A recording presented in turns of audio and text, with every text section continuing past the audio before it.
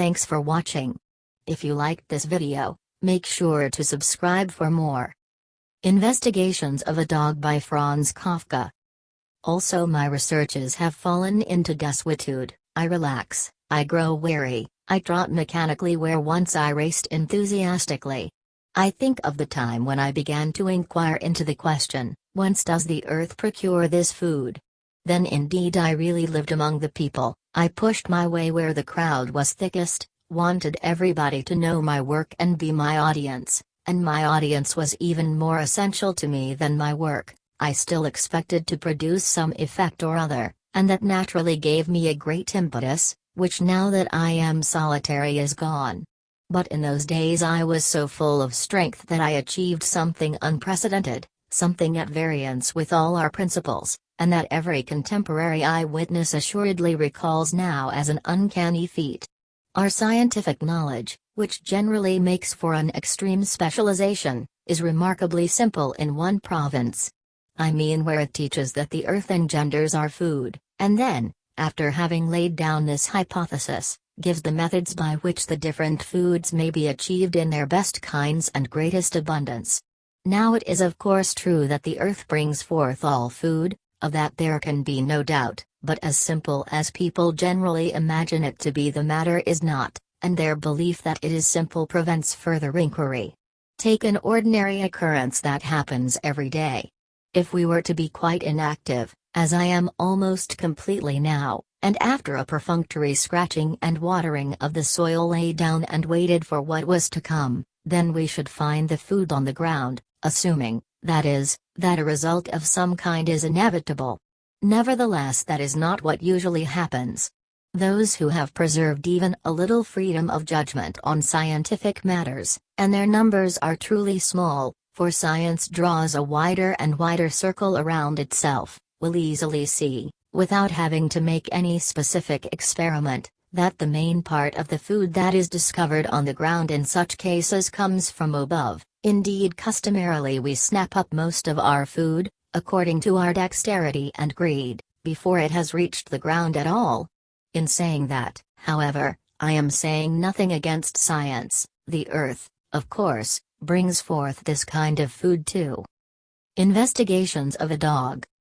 Whether the earth draws one kind of food out of itself and calls down another kind from the skies perhaps makes no essential difference, and science, which has established that in both cases it is necessary to prepare the ground, need not perhaps concern itself with such distinctions, for does it not say, if you have food in your jaws you have solved all questions for the time being? But it seems to me that science nevertheless takes a veiled interest, at least to some extent, in these matters, inasmuch as it recognizes two chief methods of procuring food, namely the actual preparation of the ground, and secondly the auxiliary perfecting processes of incantation, dance, and song. I find here a distinction in accordance with the one I have myself made, not a definitive distinction, perhaps, but yet clear enough. The scratching and watering of the ground, in my opinion, serves to produce both kinds of food, and remains indispensable. Incantation, dance, and song, however, are concerned less with the ground food in the narrower sense, and serve principally to attract the food from above. Tradition fortifies me in this interpretation. The ordinary dogs themselves set science right here without knowing it, and without science being able to venture a word in reply. If, as science claims, these ceremonies minister only to the soil, giving it the potency, let us say, to attract food from the air, then logically they should be directed exclusively to the soil. It is the soil that the incantations must be whispered to, the soil that must be danced to. And to the best of my knowledge science ordains nothing else than this. But now comes the remarkable thing, the people in all their ceremonies gaze upwards.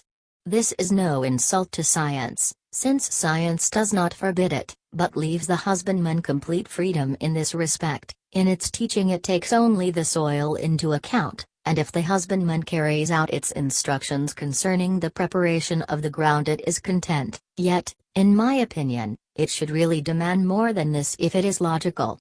And, though I have never been deeply initiated into science, I simply cannot conceive how the learned can bear to let our people, unruly and passionate as they are, chant their incantations with their faces turned upwards, wail our ancient folk songs into the air, and spring high in their dances as though, forgetting the ground, they wished to take flight from it forever. Investigations of a dog. I took this contradiction as my starting point, and whenever, according to the teachings of science, the harvest time was approaching, I restricted my attention to the ground. It was the ground that I scratched in the dance, and I almost gave myself a crick in the neck keeping my head as close to the ground as I could. Later I dug a hole for my nose, and sang and acclaimed into it so that only the ground might hear, and nobody else beside or above me. The results of my experiment were meager.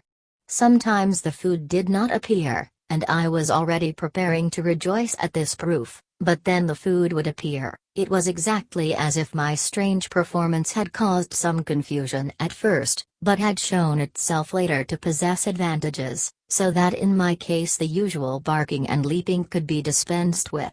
Often, indeed, the food appeared in greater abundance than formerly, but then again it would stay away altogether. With a diligence hitherto unknown in a young dog, I drew up exact reports of all my experiments, fancied that here and there I was on a scent that might lead me further, but then it lost itself again in obscurity. My inadequate grounding in science also undoubtedly held me up here. What guarantee had I, for instance, that the absence of the food was not caused by unscientific preparation of the ground rather than by my experiments, and if that should be so, then all my conclusions were invalid. In certain circumstances I might have been able to achieve an almost scrupulously exact experiment, namely, if I had succeeded only once in bringing down food by an upward incantation without preparing the ground at all, and then had failed to extract food by an incantation directed exclusively to the ground. I attempted indeed something of this kind, but without any real belief in it and without the conditions being quite perfect, for it is my fixed opinion that a certain amount of ground preparation is always necessary, and even if the heretics who deny this are right, their theory can never be proved in any case, seeing that the watering of the ground is done under a kind of compulsion, and within certain limits simply cannot be avoided. Another and somewhat tangential experiment succeeded better and aroused some public attention. Investigations of a dog. Arguing from the customary method of snatching food while still in the air, I decided to allow the food to fall to the ground, but to make no effort to snatch it. Accordingly, I always made a small jump in the air when the food appeared, but timed it so that it might always fail of its object. In the majority of instances the food fell dully and indifferently to the ground in spite of this, and I flung myself furiously upon it, with the fury both of hunger and of disappointment. But in isolated cases something else happened, something really strange. The food did not fall but followed me through the air. The food pursued the hungry. That never went on for long, always for only a short stretch, then the food fell after all, or vanished completely, or, the most common case, my greed put a premature end to the experiment and I swallowed down the tempting food. All the same, I was happy at that time. A stir of curiosity ran through my neighborhood, I attracted uneasy attention, I found my acquaintances more accessible to my questions, I could see in their eyes a gleam that seemed like an appeal for help, and even if it was only the reflection of my own glance I asked for nothing more. I was satisfied. Until at last I discovered, and the others discovered it simultaneously, that this experiment of mine was a commonplace of science, had already succeeded with others far more brilliantly than with me, and though it had not been attempted for a long time on account of the extreme self-control it required, had also no need to be repeated, for scientifically it had no value at all. It only proved what was already known, that the ground not only attracts food vertically from above, but also at aslant, indeed sometimes in spirals. So there I was left with my experiment, but I was not discouraged. I was too young for that. On the contrary, this disappointment braced me to attempt perhaps the greatest achievement of my life. I did not believe the scientists' depreciations of my experiment, Yet belief was of no avail here, but only proof, and I resolved to set about establishing that and thus raise my experiment from its original irrelevance and set it in the very center of the field of research. I wished to prove that when I retreated before the food it was not the ground that attracted it at a slant, but I who drew it after me. Investigations of a dog. This first experiment, it is true, I could not carry any farther, to see the food before one and experiment in a scientific spirit at the same time. One cannot keep that up indefinitely. But I decided to do something else. I resolved to fast completely as long as I could stand it, and at the same time avoid all sight of food, all temptation. If I were to withdraw myself in this manner, remain lying day and night with closed eyes, trouble myself neither to snatch food from the air nor to lift it from the ground, and if, as I dared not expect, yet faintly hoped, without taking any of the customary measures, and merely in response to the unavoidable irrational watering of the ground and the quiet recitation of the incantations and songs, the dance I wished to omit, so as not to weaken my powers, the food were to come of itself from above, and without going near the ground were to knock at my teeth for admittance. If that were to happen, then, even if science was not confuted, for it has enough elasticity to admit exceptions and isolated cases, I asked myself what would the other dogs say, who fortunately do not possess such extreme elasticity. For this would be no exceptional case like those handed down by history, such as the incident, let us say, of the dog who refuses, because of bodily illness or trouble of mind, to prepare the ground, to track down and seize his food, upon which the whole dog community recite magical formulae and by this means succeed in making the food deviate from its customary route into the jaws of the invalid. I, on the contrary, was perfectly sound and at the height of my powers, my appetite so splendid that it prevented me all day from thinking of anything but itself. I submitted, moreover, whether it be credited or not, voluntarily to my period of fasting, was myself quite able to conjure down my own supply of food and wished also to do so, and so I asked no assistance from the dog community, and indeed rejected it in the most determined manner.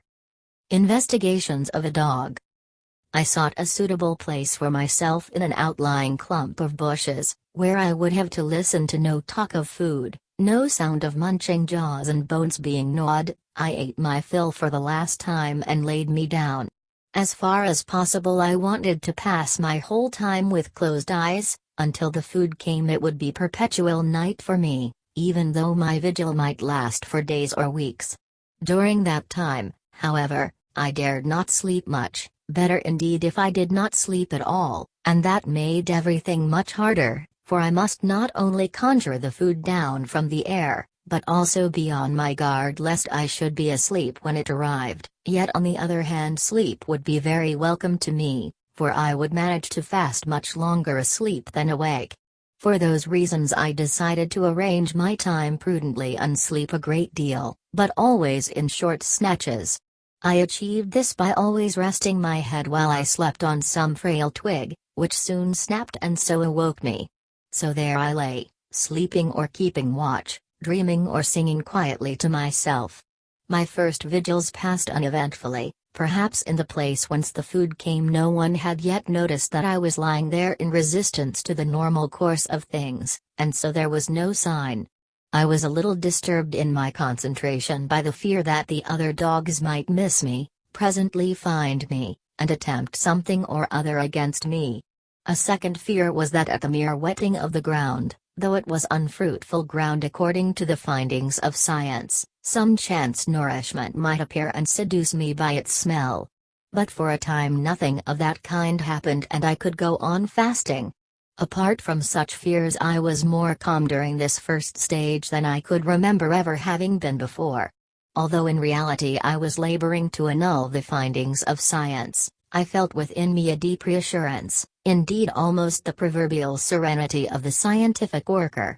In my thoughts I begged forgiveness of science, there must be room in it for my researches too. Consolingly in my ears rang the assurance that no matter how great the effect of my inquiries might be, and indeed the greater the better, I would not be lost to ordinary dog life, Science regarded my attempts with benevolence, it itself would undertake the interpretation of my discoveries, and that promise already meant fulfillment.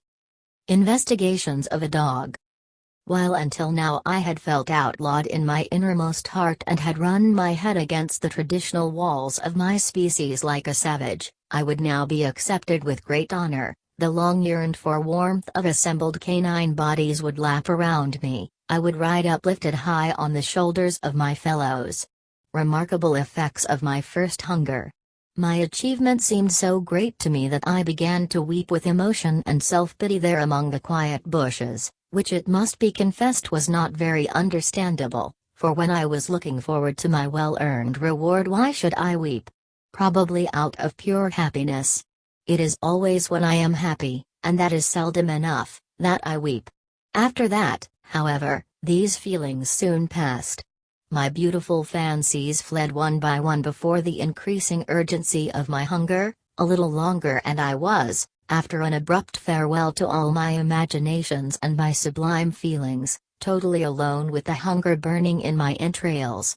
That is my hunger, I told myself countless times during this stage, as if I wanted to convince myself that my hunger and I were still two things and I could shake it off like a burdensome lover, but in reality we were very painfully one, and when I explained to myself, that is my hunger, it was really my hunger that was speaking and having its joke at my expense. A bad, bad time. I still shudder to think of it, and not merely on account of the suffering I endured then, but mainly because I was unable to finish it then and consequently shall have to live through that suffering once more if I am ever to achieve anything, for today I still hold fasting to be the final and most potent means of my research. The way goes through fasting, the highest, if it is attainable only by the highest effort, and the highest effort among us is voluntary fasting. So when I think of those times, and I would gladly pass my life in brooding over them, I cannot help thinking also of the time that still threatens me. It seems to me that it takes almost a lifetime to recuperate from such an attempt. My whole life as an adult lies between me and that fast, and I have not recovered yet. When I begin upon my next fast I shall perhaps have more resolution than the first time, because of my greater experience and deeper insight into the need for the attempt, but my powers are still enfeebled by that first essay, and so I shall probably begin to fail at the mere approach of these familiar horrors. Investigations of a dog. My weaker appetite will not help me, it will only reduce the value of the attempt a little, and will, indeed, probably force me to fast longer than would have been necessary the first time. I think I am clear on these and many other matters. The long interval has not been wanting in trial attempts, often enough I have literally got my teeth into hunger, but I was still not strong enough for the ultimate effort, and now the unspoiled ardor of youth is of course gone forever. It vanished in the great privations of that first fast. All sorts of thoughts tormented me. Our forefathers appeared threateningly before me. True, I held them responsible for everything, even if I dared not say so openly. It was they who involved our dog life in guilt, and so I could easily have responded to their menaces with counter-menaces, but I bow before their knowledge. It came from sources of which we know no longer, and for that reason, much as I may feel compelled to oppose them, I shall never actually overstep their laws, but content myself with wriggling out through the gaps, for which I have a particularly good nose. On the question of fasting I appealed to the well-known dialogue in the course of which one of our sages once expressed the intention of forbidding fasting, but was dissuaded by a second with the words, "But who would ever think of fasting?" Whereupon the first sage allowed himself to be persuaded and withdrew the prohibition. But now arises the question, is not fasting really forbidden after all? The great majority of commentators deny this and regard fasting as freely permitted, and holding as they think with the second sage do not worry in the least about the evil consequences that may result from erroneous interpretations. I had naturally assured myself on this point before I began my fast. But now that I was twisted with the pangs of hunger, and in my distress of mind sought relief in my own hind legs, despairingly licking and gnawing at them up to the very buttocks, The universal interpretation of this dialogue seemed to me entirely and completely false. I cursed the commentator's science, I cursed myself for having been led astray by it, for the dialogue contained, as any child could see, more than merely one prohibition of fasting. The first sage wished to forbid fasting. Investigations of a dog. What a sage wishes is already done, so fasting was forbidden. As for the second sage, he not only agreed with the first, but actually considered fasting impossible, piled therefore on the first prohibition a second, that of dog nature itself. The first sage saw this and thereupon withdrew the explicit prohibition, that was to say, he imposed upon all dogs, the matter being now settled, the obligation to know themselves and to make their own prohibitions regarding fasting. So here was a threefold prohibition instead of merely one, and I had violated it. Now I could at least have obeyed at this point, though tardily, but in the midst of my pain I felt a longing to go on fasting, and I followed it as greedily as if it were a strange dog. I could not stop. Perhaps too I was already too weak to get up and seek safety for myself in familiar scenes. I tossed about on the fallen forest leaves, I could no longer sleep, I heard noises on every side, the world, which had been asleep during my life hitherto, seemed to have been awakened by my fasting. I was tortured by the fancy that I would never be able to eat again, and I must eat so as to reduce to silence this world rioting so noisily around me. And I would never be able to do so, but the greatest noise of all came from my own belly. I often laid my ear against it with startled eyes, for I could hardly believe what I heard. And now that things were becoming unendurable, my very nature seemed to be seized by the general frenzy, and made senseless attempts to save itself. The smell of food began to assail me, delicious dainties that I had long since forgotten, delights of my childhood, yes. I could smell the very fragrance of my mother's teats. I forgot my resolution to resist all smells, or rather I did not forget it. I dragged myself to and fro, never for more than a few yards, and sniffed as if that were in accordance with my resolution, as if I were looking for food simply to be on my guard against it. The fact that I found nothing did not disappoint me. The food must be there, only it was always a few steps away. My legs failed me before I could reach it. But simultaneously I knew that nothing was there, and that I made those feeble movements simply out of fear lest I might collapse in this place and never be able to leave it.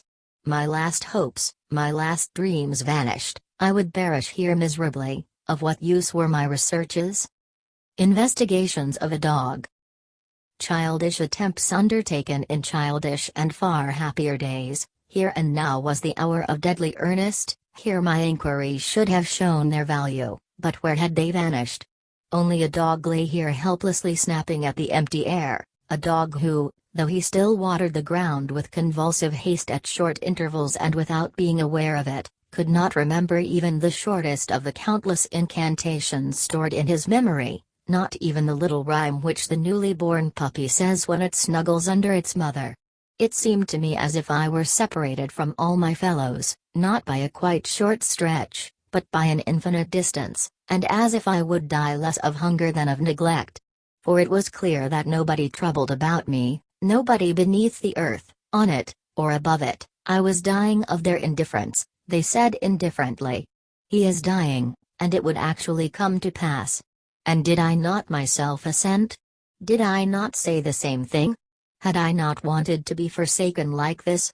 Yes, brothers, but not so as to perish in that place, but to achieve truth and escape from this world of falsehood, where there is no one from whom you can learn the truth, not even from me, born as I am a citizen of falsehood.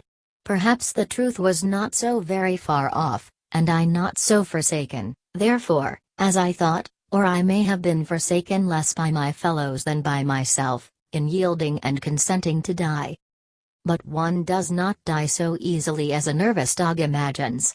I merely fainted, and when I came to and raised my eyes a strange hound was standing before me.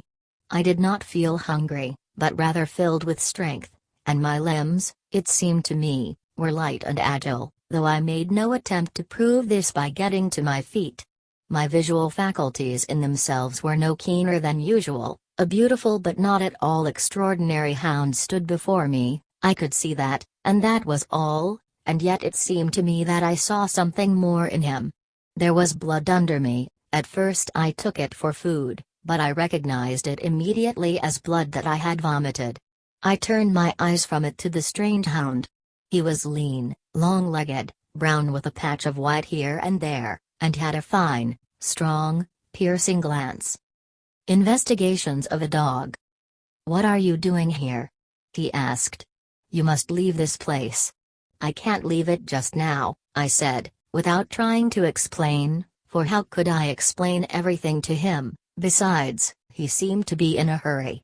"Please go away," he said, impatiently lifting his feet and setting them down again. "Let me be," I said, "leave me to myself and don't worry about me, the others don't." "I ask you to go for your own sake," he said. "You can ask for any reason you like," I replied. "I can't go even if I wanted to." "You need have no fear of that," he said, smiling. "You can go all right. It's because you seem to be feeble that I ask you to go now, and you can go slowly if you like. If you linger now you'll have to race off later on." "That's my affair," I replied. "It's mine too," he said, saddened by my stubbornness, yet obviously resolved to let me lie for the time being, but at the same time to seize the opportunity of paying court to me. At any other time I would gladly have submitted to the blandishments of such a beautiful creature, but at that moment, why, I cannot tell, the thought filled me with terror. "Get out!" I screamed, and all the louder as I had no other means of protecting myself. "All right, I'll leave you then," he said, slowly retreating. "You're wonderful. Don't I please you?" "You'll please me by going away and leaving me in peace," I said, but I was no longer so sure of myself as I tried to make him think. My senses, sharpened by fasting, suddenly seemed to see or hear something about him. It was just beginning, it was growing, it came nearer, and I knew that this hound had the power to drive me away, even if I could not imagine to myself at the moment how I was ever to get to my feet. And I gazed at him. He had merely shaken his head sadly at my rough answer, with ever-mounting desire. "Who are you?" I asked. "I'm a hunter," he replied.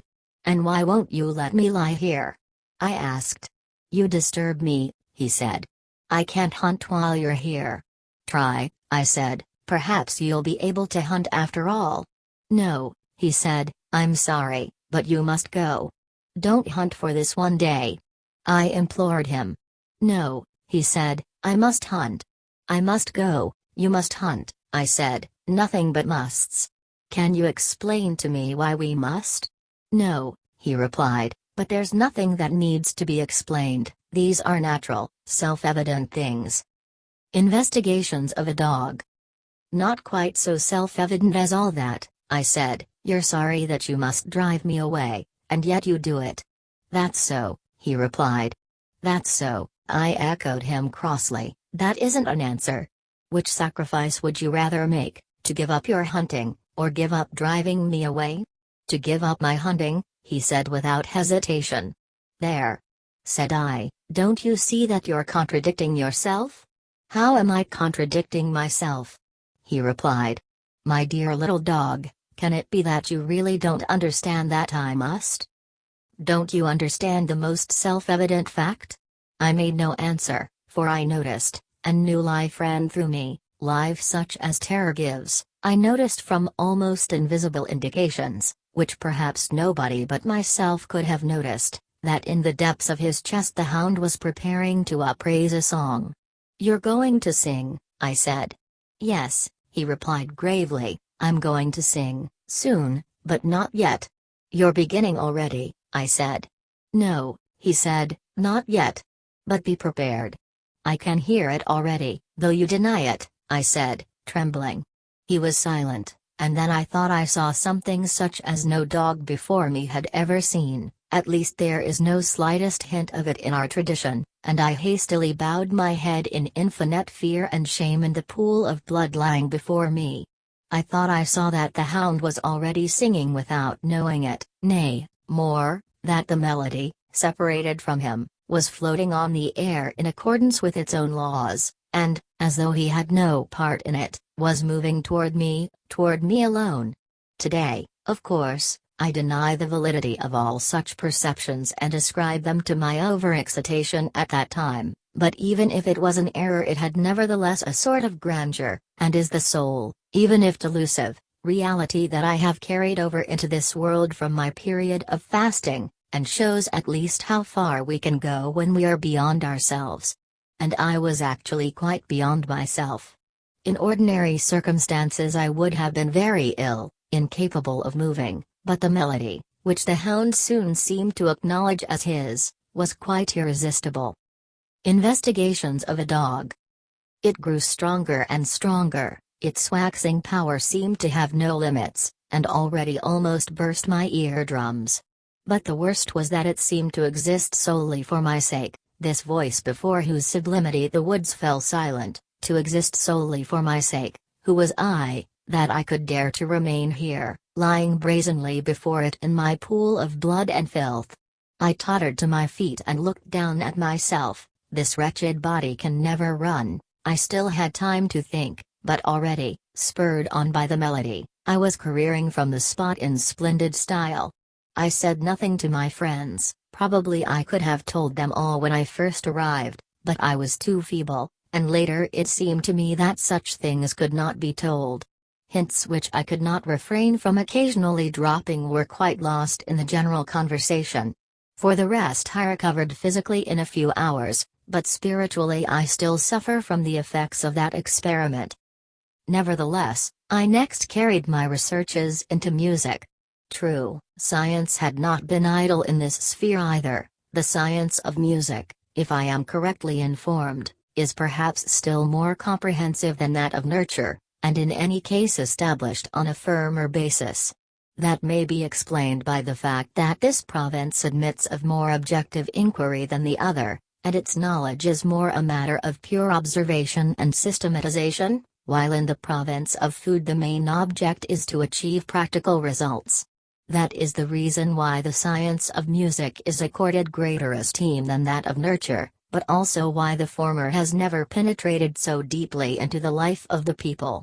I myself felt less attracted to the science of music than to any other until I heard that voice in the forest. My experience with the musical dogs had indeed drawn my attention to music, but I was still too young at that time. Nor is it by any means easy even to come to grips with that science. It is regarded as very esoteric and politely excludes the crowd. Besides, although what struck me most deeply at first about these dogs was their music, their silence seemed to me still more significant. As for their affrighting music, probably it was quite unique, so that I could leave it out of account, but thenceforth their silence confronted me everywhere and in all the dogs I met. Investigations of a dog. So for penetrating into real dog nature, research into food seemed to me the best method, calculated to lead me to my goal by the straightest path. Perhaps I was mistaken. A border region between these two sciences, however, had already attracted my attention. I mean the theory of incantation, by which food is called down. Here again it is very much against me that I have never seriously tackled the science of music, and in this sphere cannot even count myself among the half-educated, the class on whom science looks down most of all. This fact I cannot get away from. I could not, I have proof of that, unfortunately, I could not pass even the most elementary scientific examination set by an authority on the subject. Of course, quite apart from the circumstances already mentioned, the reason for that can be found in my incapacity for scientific investigation, my limited powers of thought, my bad memory, but above all in my inability to keep my scientific aim continuously before my eyes. All this I frankly admit, even with a certain degree of pleasure. For the more profound cause of my scientific incapacity seems to me to be an instinct, and indeed by no means a bad one. If I wanted to brag, I might say that it was this very instinct that invalidated my scientific capacities, for it would surely be a very extraordinary thing if one who shows a tolerable degree of intelligence in dealing with the ordinary daily business of life, which certainly cannot be called simple, and moreover one whose findings have been checked and verified, where that was possible, by individual scientists if not by science itself, should a priori be incapable of planting his paw even on the first rung of the ladder of science. It was this instinct that made me, and perhaps for the sake of science itself, but a different science from that of today, an ultimate science, prize freedom higher than everything else. Freedom. Certainly such freedom as is possible today is a wretched business. But nevertheless freedom, nevertheless a possession. Thanks for watching. If you liked this video, make sure to subscribe for more.